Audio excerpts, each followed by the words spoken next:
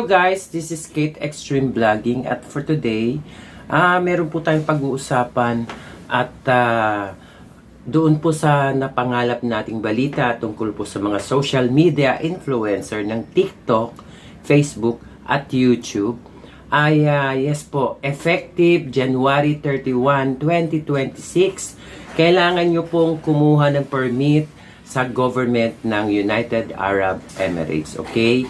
Hindi na po tayo free. Okay. So ngayon po, paano naman ang mga YouTuber na mga social media influencer ng YouTube na nandiyan po sa Dubai at matagal na po mga monetized channel since pa po ng katagal-tagalan ay mga monetized na po sila. Paano po iyon? Okay? So tayo po ay nagbabayad na ng ating tax doon po sa Google at sa US, okay? Nagbabayad po tayo ng ating tax sa ating YouTube channel, okay? So, paano naman po ngayon ang mga social media influencer ng TikTok at saka ng Instagram at Facebook? Yung mga hindi pa po kumikita at hindi pa po sumisweldo doon po sa mga platform na yun, paano po sila kukuha ng mga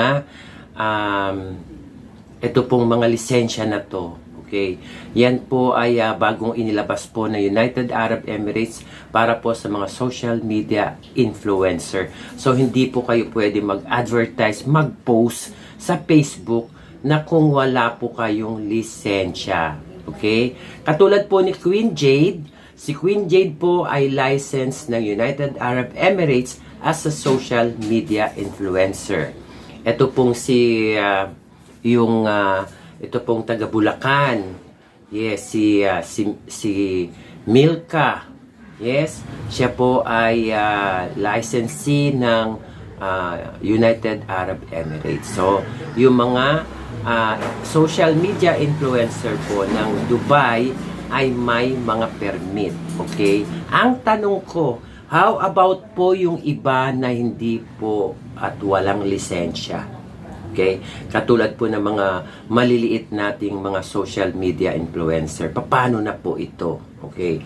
So, sa kanila po, dahil po mga YouTuber po sila na maliliit pa po at nagsisimula, paano naman po sila? Paano po ang mangyayari sa kanila?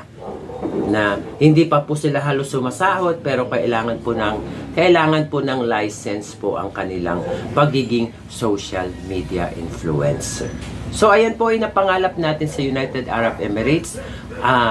Araw po ngayon ay 27th of January at yan po ang balita na lumalabas po sa United Arab Emirates.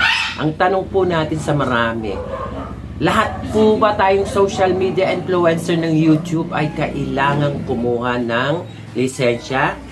Ang sagot po, opo. Okay?